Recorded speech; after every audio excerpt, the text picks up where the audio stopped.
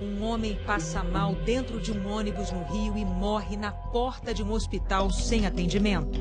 Massagem cardíaca, injeções. Dentro do ônibus, bombeiros faziam de tudo para salvar o passageiro. O motorista parou na porta, pediu socorro, em vão. O assunto entra em discussão na reunião do Fantástico.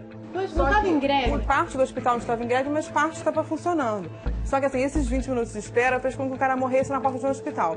Quando eu pensei nesse caso, me veio a história que nós, profissionais formados, fazemos juramento. Eu não sei, essa questão da greve, se justifica você em greve não poder fazer um atendimento. Você tem o Brasil das pessoas que sai do seu caminho para cuidar do outro, que é solidário, que faz um esforço além do que está pedido para ele.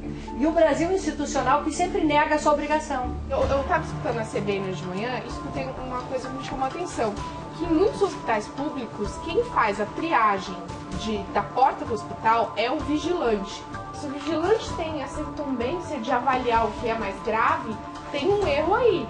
Mas não tem emergência. De boate em Nova York, né? Pois Fala, é. você entra, você não. O vigilante não pode fazer esse papel. É muito forte você morrer do coração em frente ao Instituto Nacional de Cardiologia. A repórter Lília Telles vai reconstituir agora os últimos momentos do fotógrafo Luiz Cláudio Marigo e investiga a omissão inacreditável da qual ele foi vítima. É isso, é paciência, tem que dedicar tempo, procurar o bicho. Um sentimento de vazio, um sentimento de perda, de coisa irreparável, de tristeza. Essas câmeras não são nada se não fossem com ele segurando, né? Então, o que é importante não é o equipamento, o que é importante é o fotógrafo que está olhando através das lentes.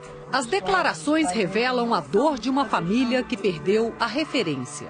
E era uma paixão, a gente completamente conectado com essas expedições dele. Em mais de 40 anos de profissão, o fotógrafo Luiz Cláudio Marigo desvendou a natureza brasileira. São dezenas de livros publicados. Com um olhar privilegiado, fez registros premiados no mundo. Entre as fotos raras, a ararinha azul. O ofício do profissional sensível, obstinado, está nos versos de Carlos Drummond de Andrade, num poema escrito especialmente para ele. Obrigar a sentir, a criticamente julgar, a querer bem ou a protestar, a desejar mudança. O coração do fotógrafo, 63 anos, parou de bater na última segunda-feira, dentro do ônibus em que voltava para casa, depois de fazer uma caminhada no aterro do Flamengo, no Rio. Luiz Cláudio infartou a pouco mais de 100 metros aqui do Instituto Nacional de Cardiologia, um hospital público, referência em cirurgias cardíacas e transplantes. Diante da situação, esse parecia um ponto a favor. O motorista, então, estacionou o ônibus bem aqui em frente ao Instituto e saiu em busca de socorro, mas não conseguiu. Uma investigação da polícia mostrou que, enquanto pessoas tentavam reanimar o fotógrafo aqui do lado de fora, 13 médicos estavam na escala de trabalho do hospital naquela segunda-feira. Eu entrei dentro do hospital, entrar em frente à banca de jornal. Mas não tive sucesso. O que eles falaram para o senhor? Ligar para o 92. Em seguida, outros passageiros também pediram ajuda ao hospital e, da mesma forma, foram orientados a ligar para 192, pedindo uma ambulância do SAMU. Bruno estava sentado no banco de trás, bem perto do fotógrafo. No hospital falaram que não havia emergência, que ali não havia emergência no local e não era a primeira vez que acontecia aquilo ali. Voltei para um ônibus indignado e daí eu comecei a gravar o vídeo. O rapaz acabou de ter um infarto no ônibus, em frente ao Hospital do Coração, e o pessoal diz que não podem fazer nada. O Instituto Nacional de Cardiologia tem 3 entradas. O hospital entregou à polícia a gravação de uma câmera instalada na recepção. Essas imagens, que o Fantástico conseguiu com exclusividade, mostram o momento em que a mulher de blusa branca, passageira do ônibus, entra com pressa e pede ajuda a um dos seguranças. Ele olha na direção da rua e balança a cabeça negativamente. Ela olha para os lados, usa o telefone e sai. A conversa dura 30 segundos. que as imagens deixam claras que existiam servidores do hospital ali na frente do atendimento, juntamente com atendentes, juntamente com vigilantes. São pessoas que estavam de jaleco, de crachá. Em seguida, chegou a ambulância do SAMU. As testemunhas dizem que, ao todo, Luiz Cláudio ficou quase 1 hora na porta do hospital até ser declarado morto. Para uma pessoa que era saudável, que não fumava, não bebia, fazia exercício, fazia yoga, meditação, comia bem, sendo atendido que fosse 2, 3 minutos depois, eu imagino que tivesse grande chance de ter uma sobrevida, de ter saído dessa. Em entrevista ao Bom Dia Rio, na quarta-feira, a diretora médica do Instituto Nacional de Cardiologia, Cíntia Magalhães, disse que a equipe médica não foi informada que o homem estava infartando em frente ao hospital.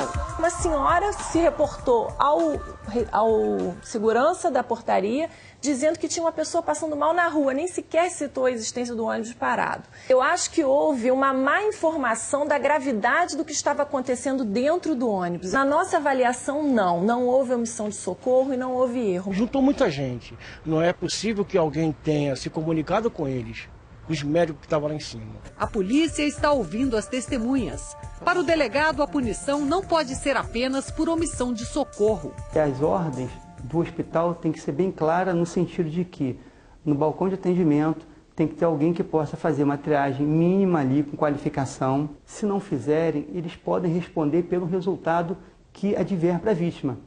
Se for morte, vai responder por homicídio. A família do fotógrafo acha que a triagem feita por seguranças nos hospitais deve ser mudada. Elas são orientadas para agir assim, para barrar, no caso, as pessoas que barraram. Mas eu acho que o que tem que ser mudado é o sistema. Isso é urgente mudar. Luiz Cláudio Marigo também era conhecido por combater as injustiças e as desigualdades. E foi assim que ele se mostrou neste documentário de 2011. É tanta notícia ruim, tanta miséria, que a gente perde a sensibilidade, a pele vai ficando dura, a gente vai ficando sensível como um rinoceronte. Eu sou fotógrafo, eu fotografo, eu mostro, eu quero que as pessoas vejam o que existe e o que a gente está perdendo. E eu acho que isso vai mexer com as pessoas.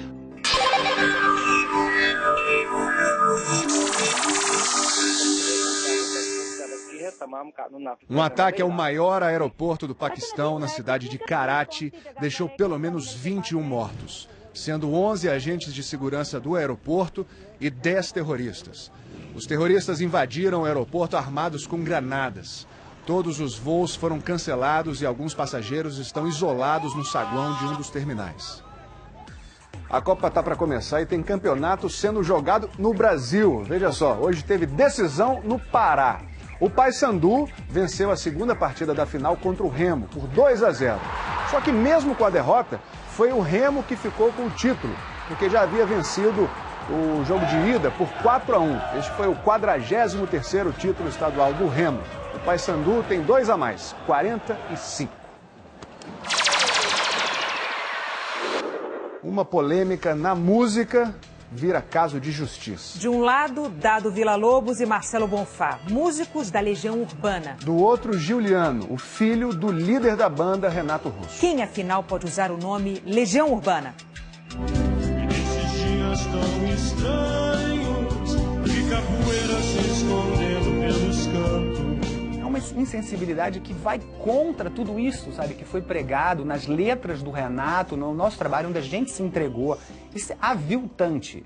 O desejo do meu pai, para mim, é lei. Marcelo Bonfá foi baterista da Legião Urbana. Dado Villa-Lobos, guitarrista. A banda chegou ao fim em 1996 com a morte do vocalista Renato Russo. Giuliano Manfredini é filho do Renato. Ele tinha 7 anos quando o pai morreu. Aos 24 anos, ele cuida da herança do pai. Esta semana, o Giuliano lançou um novo site da Legião com fotos e histórias sobre a banda. E veio à tona um racha. O herdeiro não representa a banda Legião Urbana, escreveu Dado numa rede social. Eu não posso ver a minha vida, as nossas vidas, sendo manipuladas e geridas num ambiente na internet e acreditar que aquela é realmente a história da banda, entende? É um site que tem como objetivo juntar toda a informação que gira em torno da história da Legião Urbana e tornar isso acessível para o público. O site é só um capítulo de uma disputa maior que envolve o uso da marca Legião Urbana. A marca está registrada por uma empresa que pertence a Juliano. Em um determinado momento, começo dos anos 90, final dos anos 80, o sujeito registrou a marca. A gente conseguiu, junto a um juiz, o ganho da causa e essa marca teve que ir para uma empresa. Foi assumida pela empresa do Renato. Ou seja, a Legião Urbana pertencia a ele, junto o domínio da marca Legião Urbana. 10 anos se passaram e isso nunca foi contestado, e com ele vivo. Ele era tipo o nosso irmão mais velho, assim. Renato, então, vamos lá, advogados, ok, tá tudo resolvido. Meu pai, quando ele morreu, ele deixou tudo para mim, por um desejo dele, e acabou se tornando um direito meu. Portanto, legalmente, cabe ao Juliano autorizar ou não o uso do nome da banda. Em todos os projetos que fomos convidados a resolver, sempre teve alguma coisa assim. Sabe, tipo assim, mas peraí, vamos ver isso então. Peraí. Em 2012, o Dado e o Bonfá foram obrigados a cancelar a participação deles num tributo à Legião que seria realizado em Curitiba. É impossível dissociar a marca do artista, e o artista somos nós. Eles são os donos da capa do livro. O que tem dentro? Para você, Dado e Bonfá, podem usar o nome Legião Urbana? Podem. E eu acho que devem. Eu quero ver os caras trabalhando, eu quero ver os caras na rua circulando. Eu quero ver os caras vencer. Mas os ex-integrantes querem garantir esse direito por escrito e por isso estão processando a empresa de Juliano. Estamos falando de direitos que estão no mesmo patamar, com o mesmo status constitucional. O judiciário vai ter que criar, quer dizer, não existe uma solução pronta no sistema para esse problema que harmonize esses dois direitos. As músicas da Legião não estão em disputa. O Dado e o Bonfá podem tocá-las, já que são coautores da maioria delas. Mas há um acervo inédito do grupo que não vai ser lançado enquanto a questão da marca não for resolvida. A gente quer, por exemplo, lançar o DVD do Metropolitan. Eles estão dizendo não. Se for ocorrer algum projeto de relançamento, sobras de estúdio, e enquanto essa situação estiver nessa condição, não há a menor possibilidade disso acontecer.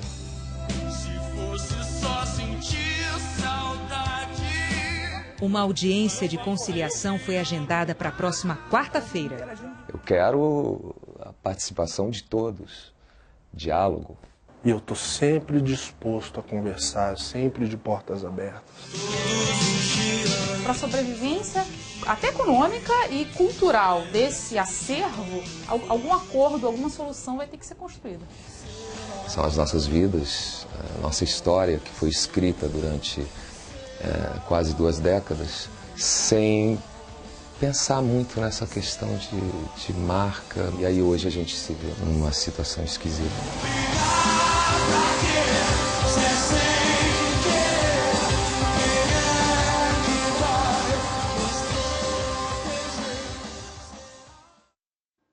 Participe da enquete no nosso site. Quem tem razão nessa disputa? Depois dos comerciais tem mais Copa do Mundo e uma reportagem exclusiva. Assessores parlamentares e um ex-deputado revelam como funciona o esquema de corrupção para eleger um candidato e como as doações de campanha se transformam em investimento para os doadores. As empresas, elas não doam, elas antecipam um dinheiro que será depois obtido e multiplicado por muitas vezes através de contratos dirigidos, de contratos direcionados.